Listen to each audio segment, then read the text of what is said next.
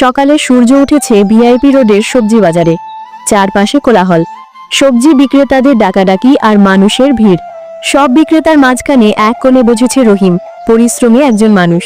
তার মুখে ঘাম, কিন্তু চোখে আশা। আজ হয়তো ভালো বিক্রি হবে, এমনই ভাবছে সে। ঠিক তখনই বাজারে ঢোকে এক police officer, inspector Nazmul. Bike থেকে নামতেই চারপাশটা নিস্তব্ধ হয়ে যায়।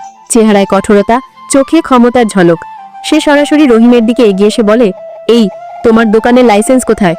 রহিম একটু ভয় পেয়ে ব্যাগ থেকে একটা কাগজ বের করে, কণ্ঠ কাঁপছে, তবু শান্তভাবে বলে, স্যার, এটা দেখুন, সব ঠিক আছে।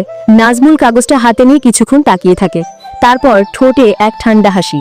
সে ধীরে বলে, ভালো, লাইসেন্স আছে ঠিকই, কিন্তু এখানে বসতে হলে খরচ দিতে হবে। রহিম অবাক হয়ে বলে, স্যার, আমি তো এখনো 1 টাকাও বিক্রি করিনি, আমি খরচ দেব কিভাবে? নাজমুলের মুখ গম্ভীর হয়ে যায়, চোখ রাঙিয়ে বলে, কথা বাড়িও না, যা বলেছি টাকা দাও, না দিলে দোকান গুটিয়ে যাও। রহিম কাঁপা গলায় বলে, স্যার, আমি ভুল কিছু করিনি, দয়া করে অন্যায় করবেন না। এরপর যা ঘটে তা দেখার মতো নয়। রাগে অন্ধ হয়ে নাজমুল সবজির ঠেলায় লাথি মারে আর রহিমকে ইচ্ছে মতো মারতে শুরু করে।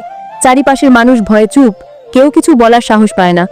এই সময় রহিমের মেয়ে আয়েশা তার বাবার জন্য দুপুরের খাবার নিয়ে বাজারে আসে। দূর থেকে দেখে তার বাবাকে মাটিতে ফেলে পুলিশ মারছে। তার চোখ কপালে উঠে যায়। সে চিৎকার করে বলে, বাবা! সে দৌড়ে এসে তার বাবাকে ওঠানোর চেষ্টা করে, কান্না ভেজা গলায় বলে, আপনি আমার বাবাকে অন্যায়ভাবে মারছেন কেন? আপনাকে আমি আইনের আওতায় আনবো। এই কথা শুনে নাজমুলের মাথায় যেন আগুন ধরে যায়। সে আয়েশার গালে ঠাস করে একটা থাপ্পড় মারে, তারপর চুল ধরে টানতে টানতে বলে, তুই শিখিয়ে দিবি আইন? চারপাশের বাজারের মানুষ এখনো নীরব, কেউ সাহস পাচ্ছে না কিছু বলার। কিন্তু এই পুরো ঘটনাটা কেউ একজন নীরবে দেখছিল। বাজারের পাশের বিল্ডিংয়ের ছাদে দাঁড়িয়ে লাবণ্য তার মোবাইলে এই অন্যায়ের প্রতিটা মুহূর্ত ভিডিও করছে। সবকিছু রেকর্ড করে সে ভিডিওটা সোশ্যাল মিডিয়ায় আপলোড করে দেয়। কয়েক মিনিটের মধ্যেই ভিডিওটা ভাইরাল হয়ে যায়। ফেসবুক, ইউটিউব, সব জায়গায় একটাই দৃশ্য, এক পুলিশ অফিসার একজন গরিব সবজি বিক্রেতাকে মারছে আর তার ছোট মেয়েটি কান্না করছে। ভিডিওটা পৌঁছে যায় এসপি সাহেবের কাছে। তিনি কোনো দেরি না করে টিম নিয়ে বাজারে চলে আসেন।